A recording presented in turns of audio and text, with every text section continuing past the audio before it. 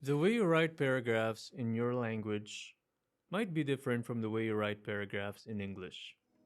So, once and for all, let's talk about how to write paragraphs.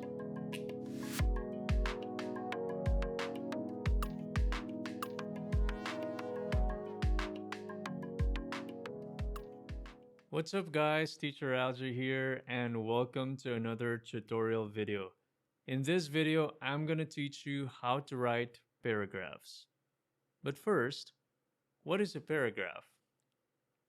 A paragraph is simply a group of sentences put together.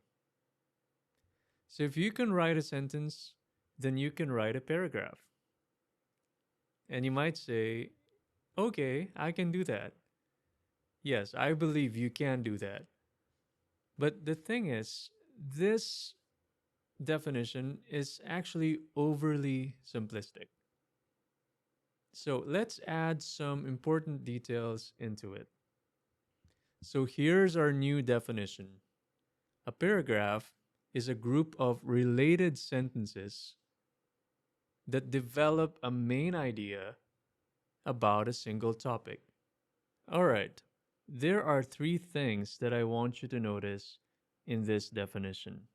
The first one is that a paragraph is not just a group of sentences. It's not just a group of random sentences that you put together and voila, I have a paragraph. No, they have to be related to each other. That's the first one. And how do you do that? How do you ensure that they are related to each other? The second one that we can notice in this definition is that this group of sentences that are related to each other develop a main idea. When we say develop a main idea, that means they support or give further information about a specific idea. And this idea is what we call the main idea of the paragraph because it kind of summarizes all the sentences in your paragraph. And the third one is all of these sentences must be about a single topic. Now, this is very important because if I ask you the question, what is your paragraph all about? And you give me several topics, several answers, then that means you have a badly written paragraph because a paragraph should just be about a single topic. Okay, you might be scratching your heads right now, but don't worry because I will be explaining the things that I mentioned. And basically, all those three things can be summed up into two words. I know that's kind of weird. Three things into two words, but hear me out. So the two words are unity and coherence. These are the basic elements of a paragraph.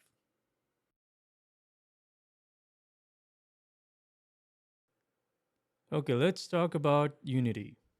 But before I give you the definition of unity in terms of paragraph writing, let's read this paragraph. People in the Philippines, especially in the provinces, are very hospitable. They love inviting people to eat with them in their homes. They serve them with Filipino food. Actually, Filipino food was greatly influenced by the Spanish and Chinese. It is so because Spain conquered the Philippines for more than 300 years, and a huge number of Chinese migrated to the Philippines many years ago. The Spanish people have greatly contributed to the Philippines' development in terms of education and religion. Yet, education in the Philippines is not as good as those of other Asian countries. Nevertheless, the government is looking forward to a significant improvement because this year they launched the K 12 program. Okay, after reading that paragraph, let me ask you the question. What is this paragraph all about? Yeah, you might be thinking, what? It's about a lot of things. I can't give you a single answer. Exactly. Exactly. This paragraph is it's talking about a lot of different topics. So first he started with the hospitality of the Filipinos. Then he talked about food and Spanish people, Chinese people. Then he ended with education. So the question, what is this paragraph all about, cannot be answered with just one answer. Therefore, this is a perfect example. Yes, perfect example of a badly written paragraph. Why? Because a paragraph must be about one topic and one topic only. And all the sentences in that paragraph should develop or support a main idea around that topic. This is what we call unity. But how do we do this? How do we achieve unity in our paragraphs? To answer that question, let's look at a well written paragraph. People in the Philippines, especially in the provinces, are very hospitable. They make their guests feel welcome in every way they can. For instance, they love inviting people to eat with them in their homes. And they do not just serve them any food, they prepare their hometown special delicacies. Doing so would cost them some money, but they could not care less because all they think about is how they can make them feel the most welcome. All right. Now, let's ask the same question that we ask in the first paragraph. What is this paragraph all about? That's right. This paragraph is about the hospitality of Filipino people. So we can see that now it's much easier to answer that question, right? Because we can see that the paragraph has unity. It only is about one topic. And not only that there is only one topic in this paragraph, this topic is contained in one specific sentence in the paragraph. And this sentence also contains the main idea of the paragraph. Yeah, can you guess what that sentence is? Yeah, that's right. It's the first one. People in the Philippines, especially in the provinces, are very hospitable. So this sentence is what we call the topic sentence.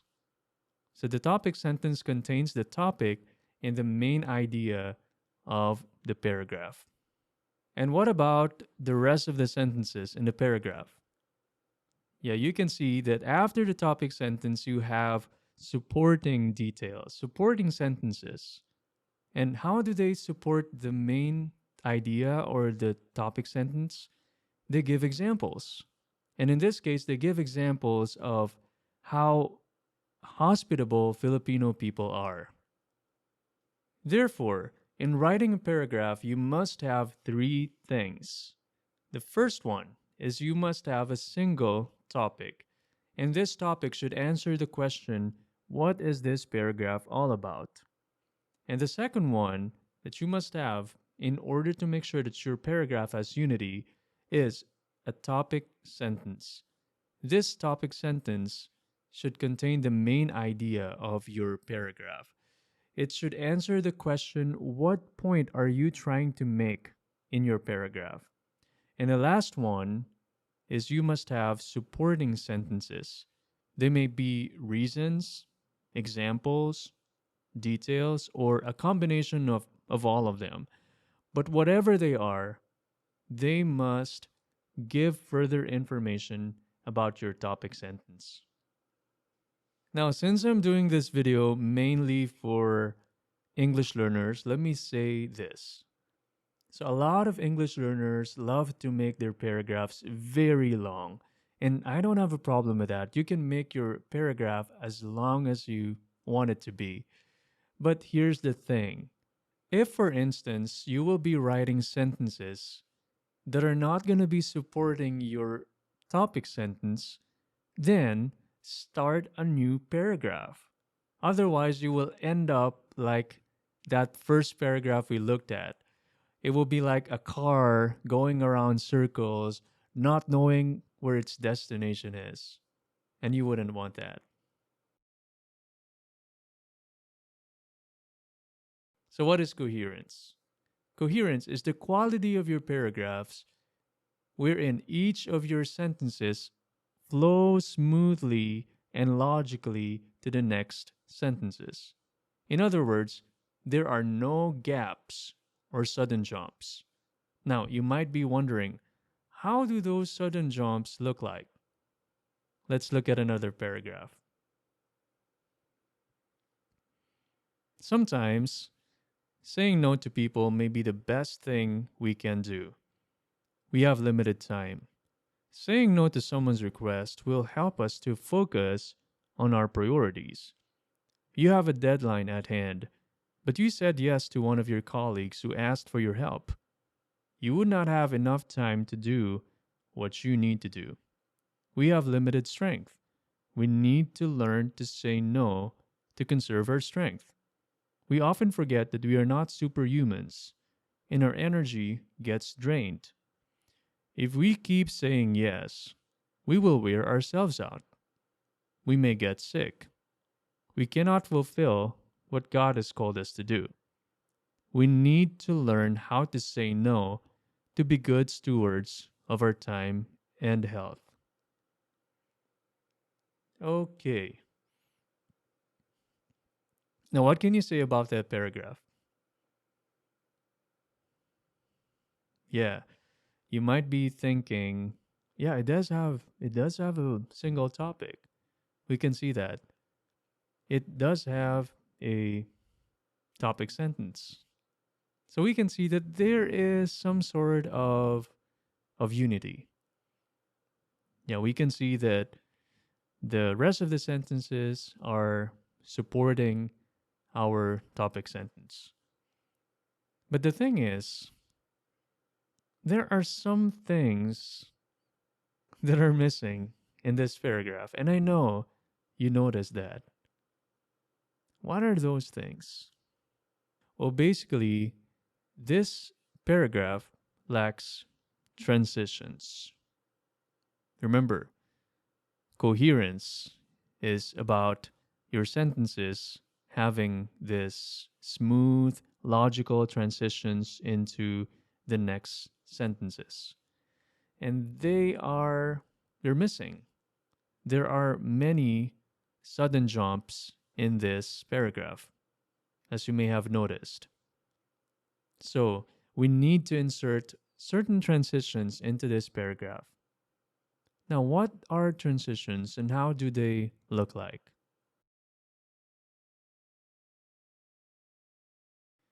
Join me as I try to insert some transitions in this paragraph. But before anything else, since we are editing a paragraph, we need to understand what this paragraph is all about. So you might want to pause this video right here and read it for yourself first so that you can have an overview of what this paragraph is all about. So figure out three things. What is a topic? And the second thing is, what's a topic sentence? And the third thing is, what are the supporting sentences doing? Are they trying to give us some reasons, some examples, some details? Yeah, pause this video right here. Okay, so let's talk about this paragraph. What is this all about? Yeah, I hope you were able to figure that out. This paragraph is all about saying no to people, or more specifically, the reasons why we should say no to people. And What's the topic sentence? Where is the topic sentence? That's right. The topic sentence is at the beginning. Sometimes saying no to people may be the best thing we can do. So this right here is the topic sentence. Let's just underline that. And what are the rest of the sentences in the paragraph doing? Yes, they give reasons and examples as well of, but mainly reasons why we should learn to say no to people. Okay, so you might have figured out that there are two reasons here. This one, we have limited time and we have limited strength. Okay, let's keep that in mind as we try to insert transitions. Okay, let's begin. So, in inserting transitions, we want to go sentence by sentence and check if there are some sudden jumps or gaps that we need to insert transitions in between of. Sometimes saying no to people may be the best thing we can do. We have limited time. You can see the sudden jump there, right? Like, hey, you're giving the reason, but you didn't inform your readers that you're already giving a reason, that you're giving the first reason. So, what should we do? In this case, let's insert a sentence. There are two reasons for this. Or there are two reasons why. Okay, that's our first transition. So transitions can be in the form of a sentence. Basically, whatever is necessary to bridge that gap can be your transition. If it needs to be a sentence, then so be it. If it needs to be a phrase, a word, a conjunction, so be it. So in this case, there are two reasons why. Now, since we're giving the first reason, what should we do? That's right. We should write first, since you already have written two reasons. So your readers are expecting you to give two reasons. So first, we have limited time. Okay, now, so far we are good. We can see no sudden jumps with our first two sentences. We were able to bridge that by adding another sentence. Now let's move on to this sentences. Let's read it, huh? First, we have limited time. Saying no to someone's request will help us to focus on our priorities. Wait, what? Yeah, that should have been your reaction. First, you're talking about having limited time, and then you're talking about priorities. What's the connection? What are you trying to do here? Yeah, so we have limited time. And what is this sentence trying to do? It's trying to answer the question, so what? So what if we have limited time? What should we do? So we can add that transition. So saying no to someone's request will help us to focus on our priorities. Yeah, you can add that so right there. Okay? So it answers the question, so what? Next. So saying no to someone's request will help us to focus on our priorities. You have a deadline at hand, but you said yes to one of your colleagues who asked for your help. Boom, there is another jump there, sudden jump. Now, again, we ask the question, what is this sentence trying to do? What is this sentence's connection to the previous sentence. Are you thinking what I'm thinking? Yeah, it's giving an example. So you can insert here. For example, there you go. So now it's clear. It's clear to your readers that you're already talking about an example. For example, you have a deadline at hand, but you said yes to one of your colleagues who asked for your help. Okay, let's move on to the next part. So we are right here, but you said yes to one of your colleagues who asked for your help. You would not have enough time to do what you need to do. Okay, they look okay, right? This one you can guess. You can just guess the connection. It's like because you said yes to one of your colleagues who asked for your help, you would not have enough time to do what you need to do. But I would say that we can insert a transition here. By doing that, you would not have enough time to do what you need to do. Yeah, it wasn't necessary, but it's going to make your sentences even smoother. The transition even smoother. Okay? By doing so, now let's move on. So we've just given an example about time, right? Having limited time. And then you can see that the next one is talking about what? It's talking about strength, right? Limited strength. So you can see like there's a sudden jump again. Like you're talking about time and then suddenly you're talking about a totally different topic, which is limited strength. So what are we trying to do here? Yeah. So this one is the second reason. That's why we can say second, we have limited strength. But the thing is, you have a lot of sentences, not a lot, but some sentences since you gave your first reason. So what am I trying to say? You can since you don't want your readers to be lost, you can say the second reason just to remind them that oh hey, I'm still talking about reasons. I've just given my first reason, now I want to talk about my second reason. Yeah. So you can say the second reason instead of just saying second.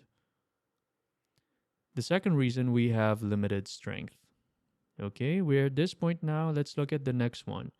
We need to learn to say no to conserve our strength. Again, can you guess the connection between these two sentences?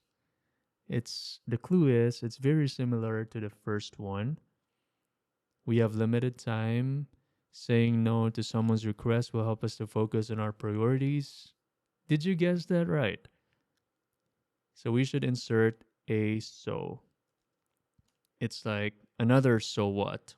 We have limited strength. So what? What should we do? We need to learn to say no to conserve our strength. That's what we need to do because we have limited strength. Yeah. So we can insert a so. You might be thinking at this point, and I want to make this as clear as possible. Do we need to insert transitions every after sentence? Well, no. No. You don't need to insert transitions in every sentence. Okay? But here's the thing. I think you can never go wrong in inserting transitions, especially if you are beginning in writing paragraphs. Why do I say that? One common mistake of English learners when it comes to writing paragraphs is they their paragraphs, aside from lacking unity, they lack coherence. It's because they don't have enough vocabulary to write transition words. So that's why at this point, if you are at the beginning stages of writing, you're just learning how to write, then you can never go wrong in inserting transitions as much as you can. Okay? And later on, as you develop, as you develop as a writer, as you improve in your writing, you would learn to make your sentences coherent even without transitions. Because reality is when you read books, they don't do this all the time, right? Some writers leave leave you guessing what's the relationship between their sentences. So that's something you can do when you are an advanced writer. But at this point, try as hard as you can to establish the relationships clearly as possible between or among your sentences. Okay? Let's just make that clear at this point. We often forget, so from talking about what should we do since we have limited strength, we often forget that we are not superhumans and our energy gets drained. That's okay. That sounds okay, right? There there doesn't need to be any transition there, but it would be good if we can insert one. Um, in our desire to please people. Now, this is not transition, but this is more like you're adding further information. In our desire to please people, we often forget that we are not superhumans and our energy gets drained. It's like, yeah, we sometimes we desire too much to please other people, or we are afraid to displease other people. That's why we often forget that we are not superhumans and our energy gets drained. If we keep saying yes, let's move on to the next sentence. If we keep saying yes, what's the consequence? We will wear ourselves out. Yeah, there needs no transition there. I think it's okay. We will wear ourselves out. We may get sick. Yes, so right here, these two sentences, there is a bit of a sudden jump. We can make that smoother. If we keep saying yes, we will wear ourselves out. It's like what you're trying to say is, and if we wear ourselves out long term, we may get sick. Something like that. So we can say that this is a result, right? As a result, over time, we may get sick. Let me just, yeah, we may get sick. And let's move on to the next sentence. We cannot fulfill what God has called us to do. Ah, okay. So again, there is a jump. There's a sudden jump here. We may get sick. Oh, this is like if we wear ourselves out, we may get sick. And if we get sick, we cannot fulfill what God has called us to do. Do you get the logic? It's like consequences. What are the results?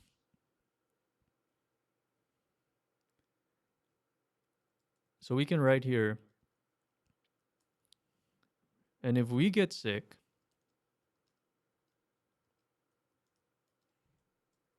we cannot fulfill what God has called us to do.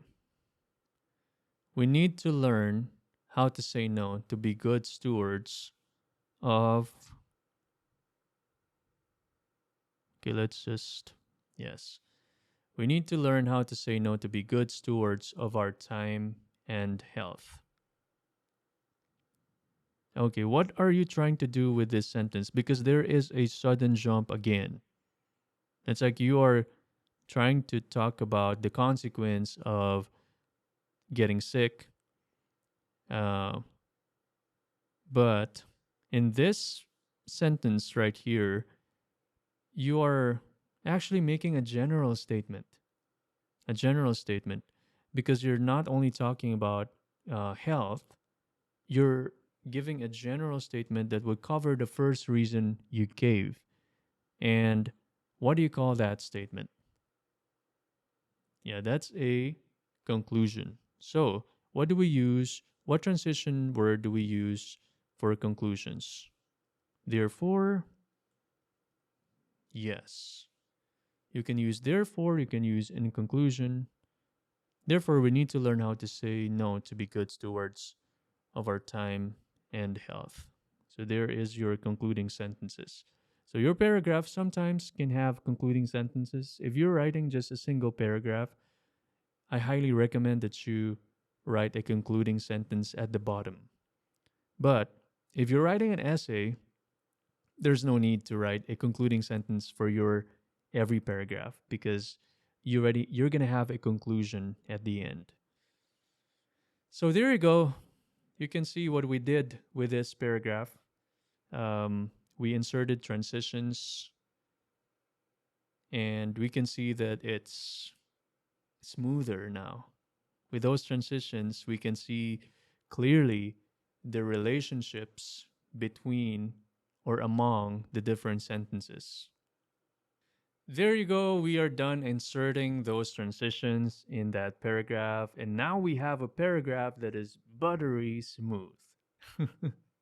So, as you can see, there are some transitions we can insert in our paragraphs. It can come in the form of sentences, it can come in the form of words, or it can come in the form of transition signals or phrases.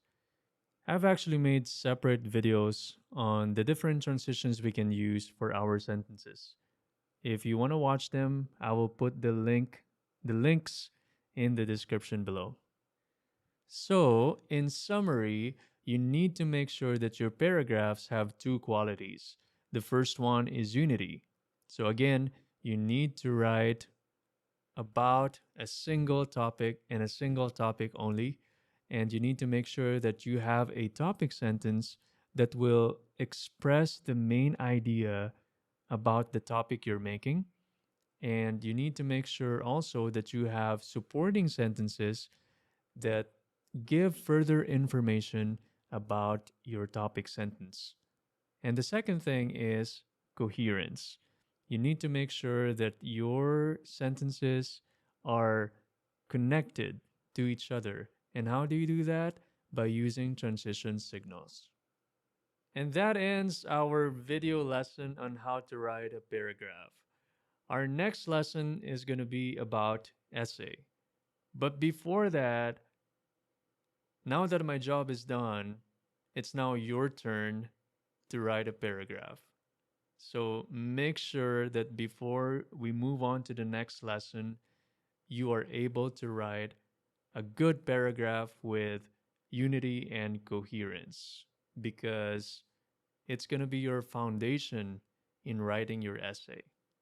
And remember, in learning English, use it or lose it. That's it, guys. I'll see you in the next one. Teacher Algie here. God bless you.